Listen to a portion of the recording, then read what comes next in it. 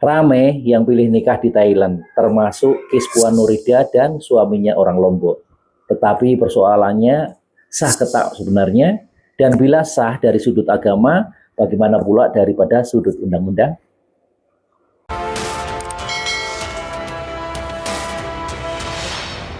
Jangan lupa subscribe YouTube channel Tamaji Serumpun. Ya. Oke, terima kasih. Assalamualaikum warahmatullahi wabarakatuh. Salam sejahtera bagi sobat-sobat semua dimanapun berada. Semoga senantiasa sehat walafiat, dimurahkan rezekinya, panjang umurnya. Amin. Ramai yang pilih nikah di Thailand, termasuk case yang sedang viral melibatkan Puan Nurida dan pasangannya daripada Lombok. Tetapi persoalannya sah atau tak sebenarnya? Mengikut Ustadz dan pakar pernikahan, ia boleh menjadi sah jika cukup rukun dan syarat nikahnya. Namun jika tak didaftarkan atau tiada kebenaran daripada pihak berkuasa agama, ia boleh menimbulkan masalah besar daripada sudut undang-undang. Perkongsian ini bukan untuk menyalahkan sesiapa, tetapi sebagai iktibar bahwa dalam perkawinan cinta saja tak cukup. Restu keluarga dan kepatuhan undang-undang sangat penting demi masa depan. Mari kita dengar penjelasan Ustadz dan pahami bersama. Play. Adakah sah nikah di Thailand sedangkan wali masih hidup di Malaysia tapi kerana takut wali tidak setuju, lari seberang sepadan dan kahwin di sana? Dengar baik-baik orang Kubang Deriang. Pernikahan di luar Terengganu pergi nikah di Thailand tak boleh beri keputusan. Ada yang sah, ada yang tidak sah. Ada yang sah, ada yang Sebab tidak sah. itulah pasangan yang bernikah lari di Thailand kena balik daftar perkahwinan itu di Terengganu. Mahkamah Terengganu akan cek siapa walinya, wali hakimnya, siapa yang jadi saksinya, lagu mana ijab kabulnya dijalankan, bagaimana jawab pengantin dan sebagainya. Sebab itu bila balik daftar di sini, ada pasangan yang diputuskan sah perkahwinannya, ada pasangan yang diputuskan tidak sah. Saya tak boleh jawab. Mahkamah akan cek. Ni tak boleh dia ni, tak sah dia jadi wali. Tak sah. Itu masalah.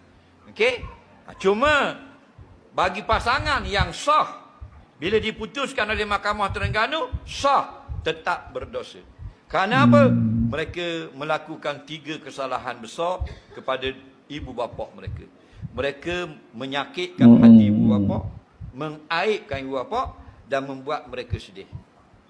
Haram, dosa besar. Atas yang sah. Dalil kita suka dah anak kita lari nikah dengan orang jatang lain. Sakit tak hati? Sakit hati, sedih tak? Boleh tak buat kita ke orang tua? Lepas tu bila jiran-jiran tanya, ambon nikah anak pada orang ijab khabar kita, malu tak kita? Kita tak tahu cerita. Malu tak? Memalukan ibu bapa dia. Faham? Hati-hati. Nak nikah tak payah lari-lari lah. Biar tak dapat. Tak setuju, kita pujuk lah ibu bapa. Kadang-kadang yang dia tak setuju, betul dia tak suka pasangan kita. Tak semayang, tak kenal masjid, tak kenal tangga surau. Betul tak? Kita tengok bapak jatang, misal cekok ke, beres dah dulu. Faham lagi?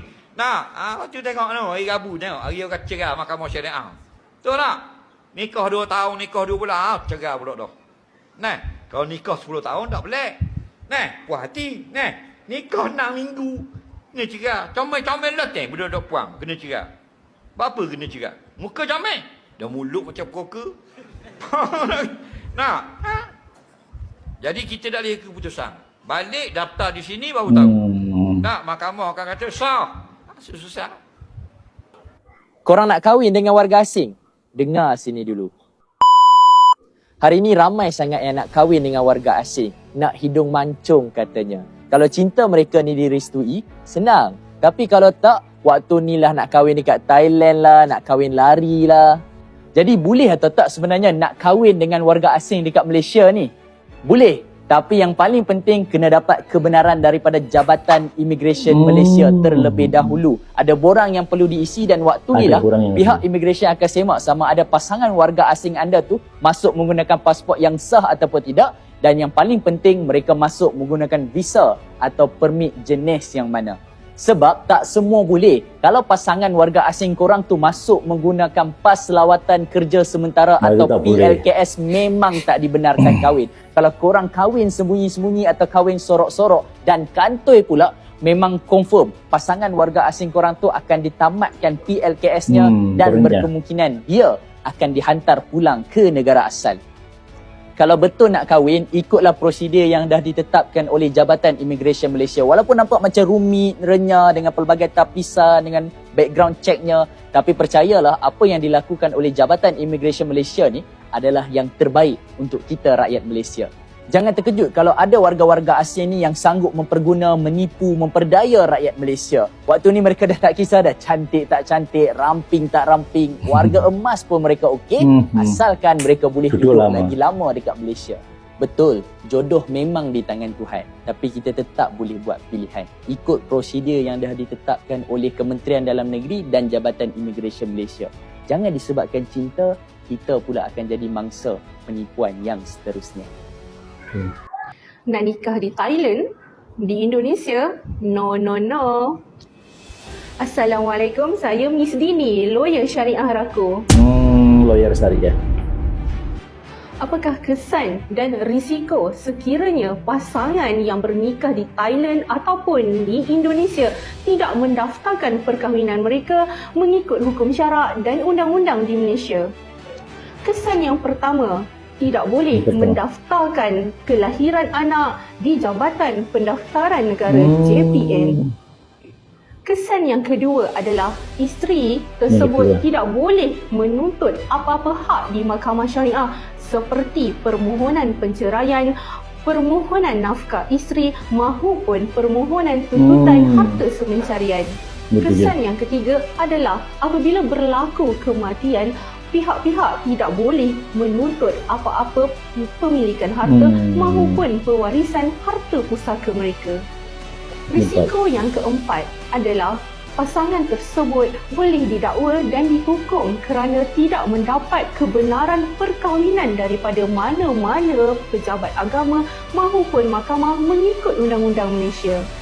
Maka mana-mana pasangan yang bernikah di Thailand mahupun di Indonesia segeralah mendaftarkan perkahwinan mereka dengan kebenaran dan mengikut undang-undang di Malaysia. Baik sahabat semua, apapun pandangan kita, kisah ini mengajarkan bahwa setiap keputusan dalam hidup, utamanya soal perkawinan, ada kesannya yang panjang, sehingga jangan biarkan emosi mendahului hikmah. Semoga kita semua lebih berhati-hati, lebih matang dan sentiasa menerima panduan daripada keluarga serta pihak berautoriti sebelum membuat keputusan besar. Jika video ini bermanfaat, kongsikan agar lebih ramai yang ambil pengajaran. Semoga yang terlibat dipermudahkan urusan dan kita semua dijauhkan daripada kesilapan yang sama. Sekian dulu video daripada saya. Terima kasih sudah menonton, lebih dan kurangnya mohon maaf. Jangan lupa terus tetap bagi sokongan kepada channel Tamaji Serumbun dengan cara subscribe, like, dan komen. Sampai jumpa di video berikutnya. Wassalamualaikum warahmatullahi wabarakatuh.